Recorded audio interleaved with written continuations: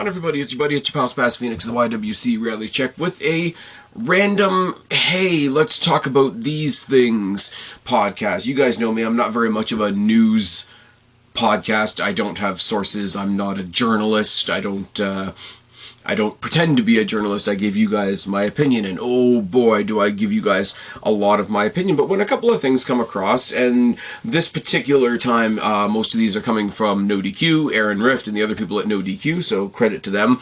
And I just think they're not really full stories. They're just enough to talk about because they're interesting.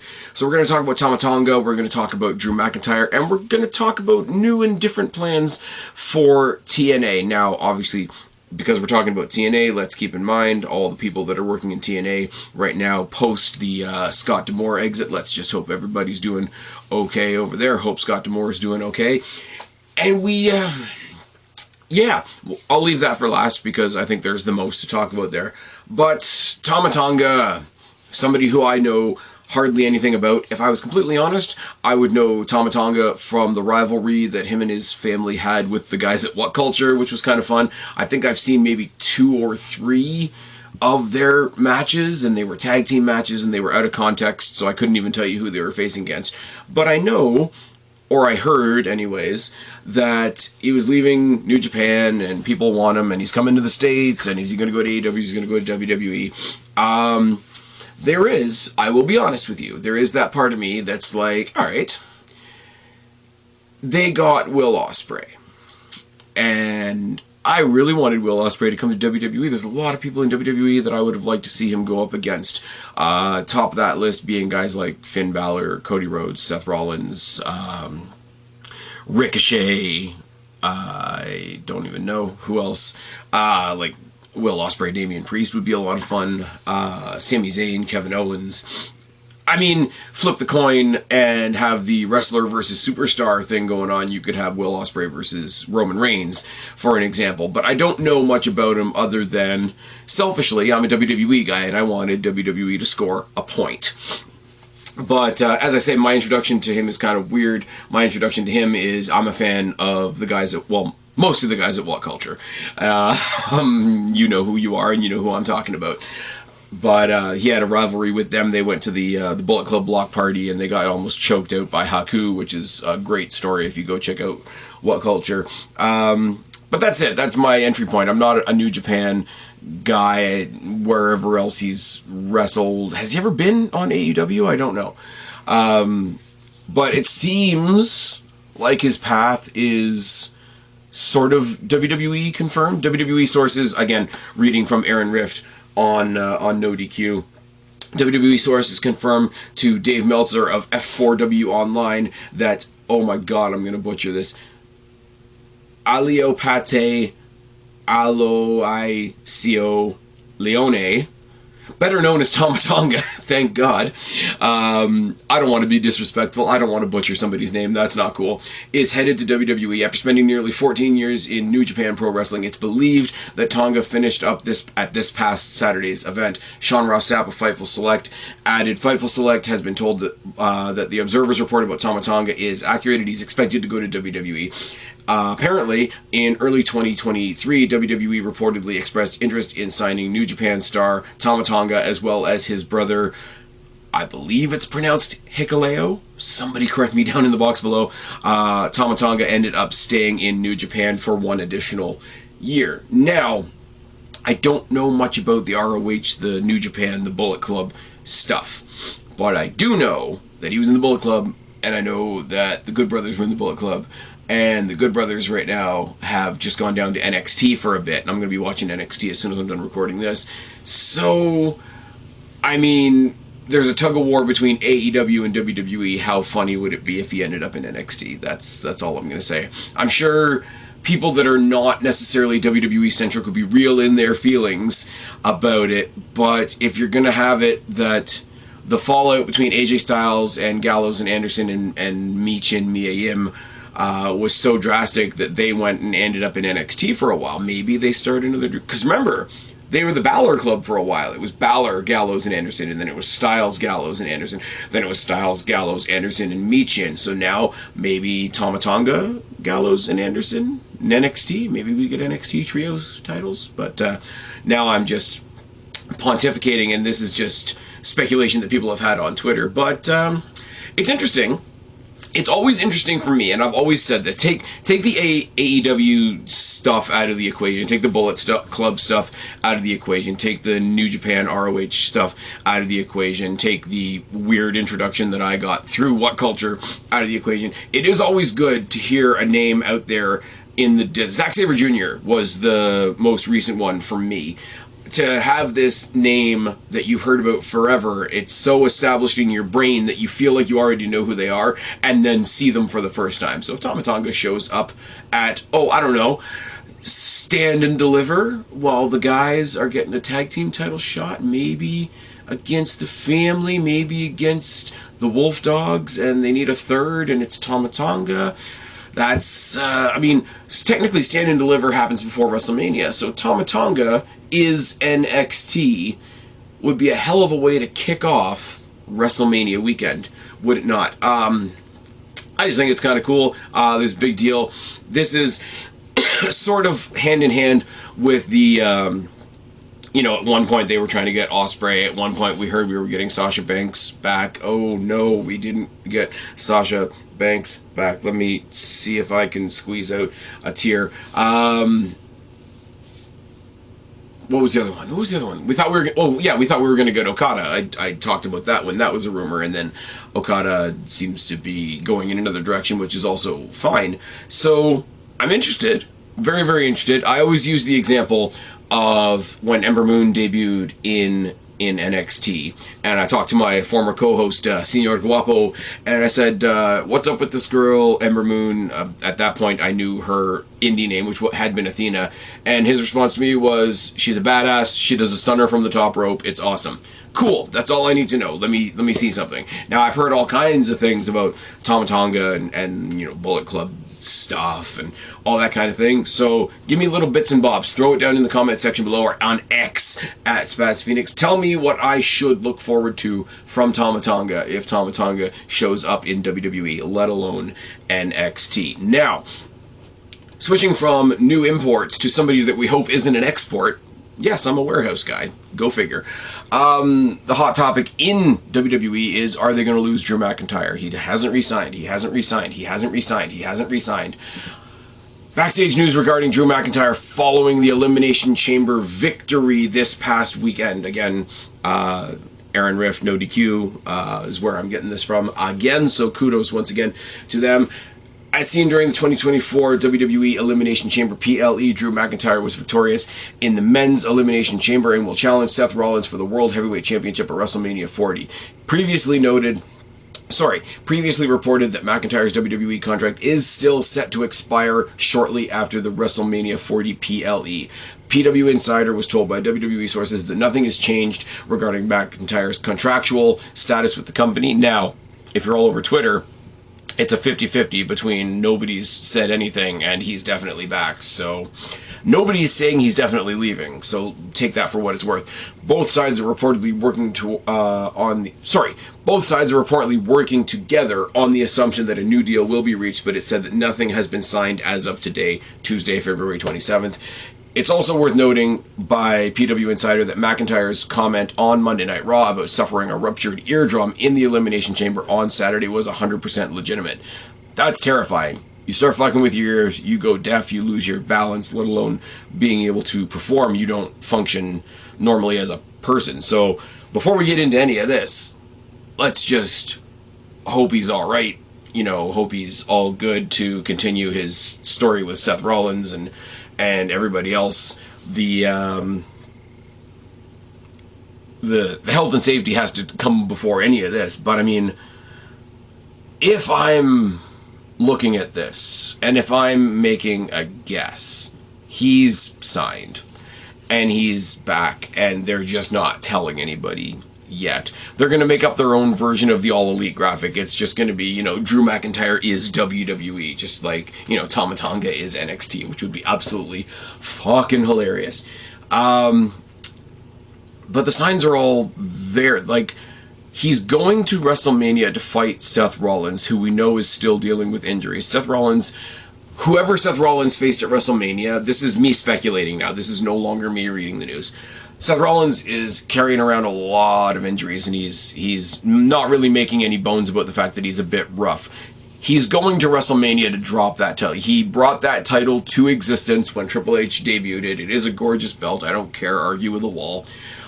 He made it what it is, and he got it to WrestleMania. He's going to hand it off to somebody. They're not going to give him the world title and have him be the main guy on Raw. Now, people are saying that, oh, when Cody wins the WWE title, he's going to bring it to Raw, so the world title is going to go to SmackDown. Either way, the logistics of that aside, you're not going to give him the biggest stage, make him the biggest guy on one of the shows, if you don't even know if he's sticking around. You're not going to give him that belt. You're not going to give him that belt to hold for 2 months and then fuck off. You're not going to give him the opportunity to pull a Medusa and show up on Dynamite and drop the brand new WWE World title in the fucking bin, which somebody like Tony Khan would probably want him to do. Tony Khan's not spiteful at all. But they're not going to do that. But back it up one step from that.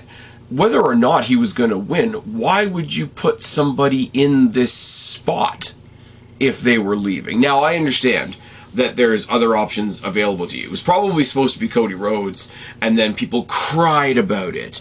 It was probably supposed to be CM Punk, and then he got injured, and weird people celebrated that, which is also not great. So he's probably maybe not the first choice, but even as a pinch hitter, and I don't want to refer to Drew McIntyre as a pinch hitter. I think the guy's great. I think he's doing some of the best work of his WWE career, because that's what I can speak to. I'll be very careful with what I say.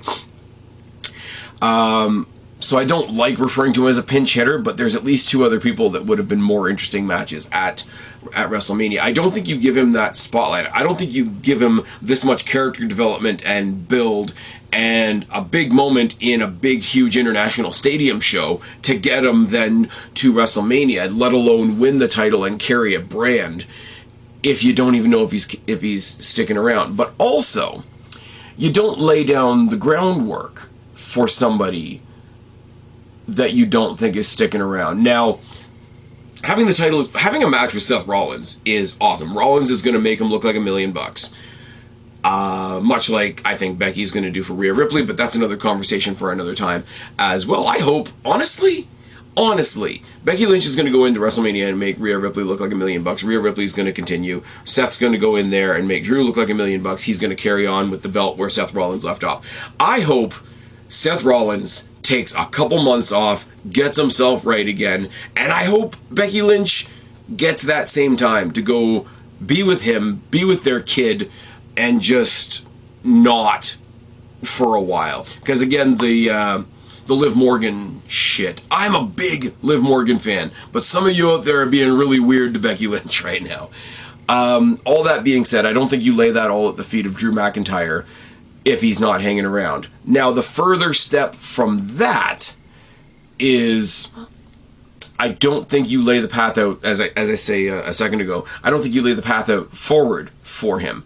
Because his path after picking up that championship is, he's probably going to have a challenge from I would say Cody Rhodes, but he'll be busy somewhere else. You're probably going to have a rematch before Seth Rollins fucks off. You're probably going to have Jay step up to him for the title. You're probably going to have Sammy step up to him for the title. Maybe Kevin Owens makes his way back onto whatever brand he's on and he gets a shot. But the long-term thing that they're setting up right now, and it's an injury, so you never know how long it's going to be. His long-term feud for that belt is CM Punk. CM Punk's going to be out for 9 months, apparently. So not only are you planning on paying that off and you don't exactly know when it's going to be, but you're also putting him in there with CM Punk. And I don't care what you think of CM Punk. Whatever CM Punk is doing, people are talking about it. And whoever's doing it with him, That sounded dodgy, sorry. But whoever's doing whatever with CM Punk at the time is going to be talked about. CM Punk has a way of making whatever he's doing the most important thing in whatever company he's in. The prime example of that is what he did for MJF and his feud with MJF in AEW. Nothing else mattered. Nothing else shone like that did. And he will come back, and he will do that for Drew McIntyre. They wouldn't be booking him to do all these CM Punk digs. They wouldn't be laying out a trail of competitors that realistically he's going to mow through until CM Punk comes back. CM Punk comes at SummerSlam, so between WrestleMania and SummerSlam, you mow down Jay, you mow down Sammy, you mow down KO, which is really, really unfortunate because Jay and Sammy and KO all need to be in more prominent spots. In my personal opinion, you got to get Finn Balor or Damian Priest back in the mix, because even though they're both heels, Damian Priest and the Money in the Bank briefcase and fucking with Drew McIntyre is another story that they have to pay off. And I think if they pay that off at WrestleMania, people are going to be upset. There is so much left for him to do, and WWE are providing him fictionally with so much to do, let alone the stock that they're putting in him by giving him a title and having him carry a brand in the first place, and capping it off with a CM Punk feud. There's no way he's going anywhere. I think if WWE are laying all this at his feet, not knowing whether he's sticking around or not, I think they're dumbasses. I think it could all be awesome, but I think they're dumbasses. And much like I said about TAMA TONGA, and I say, hey, WWE could kind of use a win in this regard. I know that there's people on the other side of the coin that are absolutely salivating with their fingers on the clicker button to share that the GIF, the image, the slide of Drew Galloway is All Elite. And I get that. But as much as I want TAMA TONGA as a win, I don't want to give you Drew McIntyre as a win, because I'm selfish. How about that? I feel like WWE just this past week putting scrolling sold out on all their SmackDown images. I feel like being a little bit petty. And I don't have a problem admitting it. That's the difference between me and some of you guys on the other side of the fence. But yeah, so officially, I guess you could say he's still up in the air, but I don't think it's up in the air. Personally, that's just me. Do we get TAMA TONGA? I hope so. Do we keep Drew McIntyre? I hope so. Now, TNA Wrestling has reportedly considered making changes to the weekly Impact television shows. Now that sounds like a garbled bunch of words. I'll give you the short form. TNA is considering doing their show live, which I don't remember the last time they did their show live, and potentially moving to Full Sail. That makes me smile a lot. That makes me smile a whole lot, because you guys know, especially if you guys are paying attention to my NXT Rewind series, you guys know how connected I am to the black and gold era of NXT. And not to be a bit sentimental, not to be a bit sappy, your boy Spaz Phoenix at the end of the day is a huge softie. 90% of that took place in Full Sail. Full Sail's fucking awesome. During the Wrestling Observer Radio, this is again from Aaron Rift on No DQ, quoting Dave Meltzer of F4W Online, discussed the potential changes to TNA Wrestling. This is a long thing for me to get through, so you're going to have to bear with me on this one. Discuss the potential changes to the TNA Wrestling brand in the weekly Impact television shows following the departure of Scott D'Amore. First and foremost, hope the roster is doing good. Hope everybody in the back is doing good. Hope Scott D'Amore is doing good. I hope things seem to be kind of quelled as far as any kind of uprising, but I still do wonder what that uprising would look like. One of the things they've looked at is, and it's not going to happen anytime soon, but they want to go live. The idea is to go live and have one location where they would go every Thursday. Full Sail University is one of the places that was talked about, and there's probably other locations as well, which would be really, really tough because Orlando already has NXT every Tuesday, but before he was ousted, Scott and Lou D'Angeli and Ed Nornholm went to Full Sail and scouted it out, and that's where they wanted to go. The one thing about Full Sail, if you remember, is it had a great look for television. It had a 300 to 400 person seating, because a lot of those buildings and the buildings of the size that they're using are not really good for TV. It is kind of funny. Every now and then when you're watching TNA, I'm watching TNA now. You guys know that. I'm covering it since it went back to TNA. there is the odd time where you look up in the ceiling and you're like, yeah, it is just a gym or it is just a banquet hall, even though they managed to make it feel big. Something about being on the campus is you can let the students in for free, and I thought the Full Sail in NXT was a huge success. They obviously made a move not to go to Full Sail after the pandemic for whatever reason, but I don't know. But yeah, that's what we talked about. And of course, Scott D'Amore is not there anymore, but Full Sail is still Full Sail, and it's still one of the locations that they are talking about. The idea under D'Amore might be delayed as some of the talents might not know where they will be towards the end of the year. Then back then, mentally, the mentality was to go live in 2025. There's some alliteration for you. And of course, Scott D'Amore is not there anymore, so they had to scrap the idea. And obviously, it's more expensive to run and tape weekly there than it is in other cities where they can actually sell some tickets, although they don't sell a lot of tickets. If you're going to run every single Thursday night at Full Sail University, you're going to have to give away tickets for free because people are not going to keep buying tickets every single Thursday night. That's just not happening. So that was one of the ideas, and it's still one of the ideas being worked on. Now, there's a lot to go through there, and I'm sorry that I rambled my way through that. If they're going to go live every week, that's awesome. You kill the idea of spoilers and make the show actually must watch for those people that are interested in TNA. I don't think that people going to NXT at the Performance Center is going to affect people wanting or not wanting to go. People that want to go to a TNA show will go to a TNA show. People that don't want to go to a TNA show, it's not going to be decided by whether or not they're going to NXT or not. If it's going to be more costly and they're going to have to give away tickets, I don't really know. But, I mean, Full Sail, think about how many times they rearranged and made that place look so different from what it was. One of the things they mentioned in this report is when WWE and NXT had their deal with Full Sail, they had students and staff and television production people that were getting into those fields working on these shows as part of their classes and stuff like that. So maybe cheaper labor / also you get to say you're contributing something to that local community as well. There's sort of a hand-in-hand thing that goes with that. I don't know. As far as it going live, I'd love it to be live. Spoilers kill everything. Photo spoilers kill everything. As far as it being in the same place every week, it's like the Impact Zone back in the day. And it lasted a long time in the Impact Zone. NXT lasted a long time in Full Sail. They're doing the Performance Center now. I don't think that's necessarily a thing either. It will become more like NXT, where it exists in one place, and when it branches out to do a pay-per-view, you're going to have to grab it up. Whereas, they'll just come around, like Raw or SmackDown. I'm going to be going to Money in the Bank and Heatwave when it comes to Toronto, but I won't be as starving for it because I was just at SmackDown before Edge left, and I think I was at Raw before that, and that's all in the span of about a year or so. So, I don't know. My gut says, as a black and gold NXT fan, if another televised wrestling company decides to use Full Sail, the nostalgia of that for me will be awesome. It going live is awesome.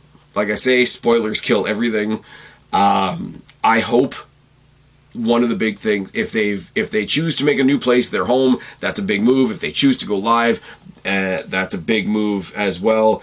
I hope their next big move is finding somewhere to broadcast on my TV in Canada, because getting it through YouTube Live, which occasionally is really fucking janky, I don't know. It's a very interesting conversation. It's kind of an everything and nothing conversation. If you were never an NXT fan, this is just like, they've moved to another venue. If you were an NXT fan, it's a little bit of the coming together, the syncopation of all the different bits of the wrestling world. And like I said, this is me, always in the background. I'm thinking I want any excuse for TNA and WWE to work together some more. So if TNA takes over Full Sail, and then they invite NXT over for a crossover show, like a Homecoming or whatever the case may be, I think there's tremendous potential in that. But also, if NXT and TNA got together for a show, I would like to think it would be in a bigger venue. So maybe I'm talking out of my ass. That's all I've really got. These are the headlines that caught my eye today, so I decided to come up and talk to you guys before I watch NXT tonight. We will do a preview for Roadblock sometime towards the end of this week. I know it's not a PLE, it's just an elevated episode of NXT, but I think there's enough on there to sort of sink our teeth into conversation-wise. But I'd love to know what you guys think about what I've chatted about here. I've been rambling on for 25 minutes now, so if you're still listening, thank you very much. Tell me what you think of TNA going live, potentially being in Full Sail. Do you want Drew McIntyre to stay where he is? Do you want TAMA TONGA to come home to WWE? Because I just want to tweet that because I'm an asshole. Anyways, all of it down in the box below, or find me on Twitter, like I say, at Spaz Phoenix. I've been Spaz, your YWC reality check. Subscribe up there, talk down there, start a conversation, keep all these conversations going. Don't be a stranger. I will talk to you later. Right now, I am tagging out.